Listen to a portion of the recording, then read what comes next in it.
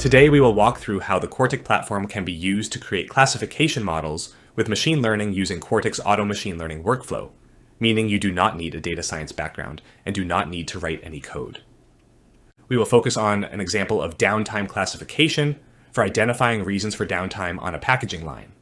These reasons often go untracked, or it's a manual process where an operator enters a reason code in a logbook, spreadsheet, or database, sometimes as a free text field or maybe a predefined list.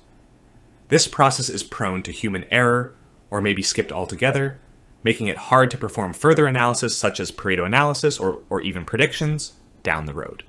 And while we're focusing on downtime classification, this same process can be used for other use cases such as identifying phases in a batch process, tracking microstops, labeling transition states for a process, or identifying product grades that may be sold to different customers or for different prices. So to start this process, we need to start with some labeled data. So as I ran my process in the past, when did stops occur? And what caused them?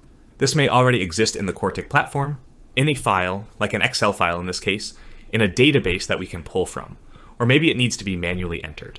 But regardless of the method, we can import this data. In this case, I pulled it into a reason code tag that now exists alongside my process data such as run rate, power draw, etc. So with past labeled data ingested, I will kick off my AutoML workflow to use this data to train a classification model. And for this, I'm specifically looking at a bagger in my packaging line, and will bring in this reason code tag that I imported that Excel data into. I have about 3 weeks of labeled data here that I will load and get a preview of. We're using just 3 weeks here, but if you had more data, even years of data, that's great.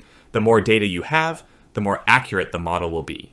But that is typically not needed, and you can get started with a pretty small data set, as long as that data set contains all the codes you are trying to classify. And then we want a classification model. But you'll notice using the same workflow, we could also build an anomaly detection or a prediction model. From this 3-week period, I now need to select ranges for training and testing, and I'll just do roughly a 75-25% split. But again, ensure your training set includes all possible reason codes and split your data accordingly. On this next page, we need to select the parameters to include in our model to identify the different reason codes. These are all the tags we are collecting for this bagger, and each one has a relative score identifying how influential it is on the downtime reason code. The parameters at the top are more likely to help identify the reason code accurately.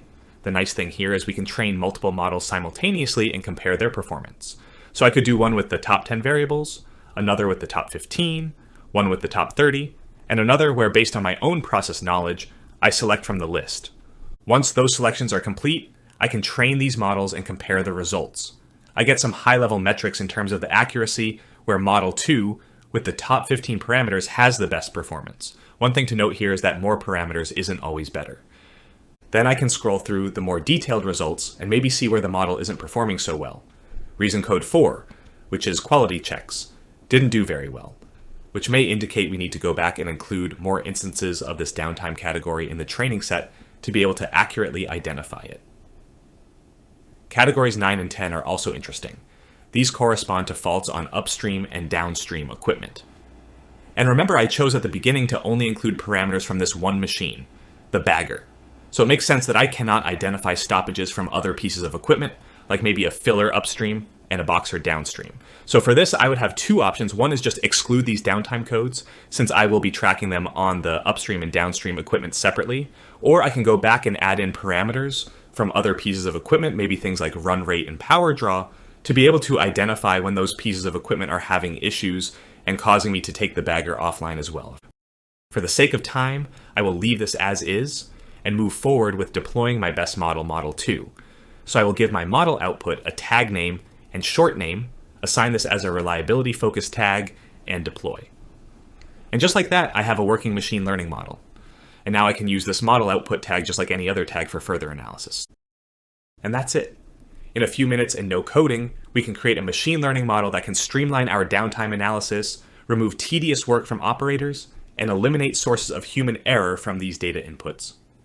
This makes it easier to run further analytics like Pareto analysis, or even get into predictive or prescriptive modeling using these classifications as an input.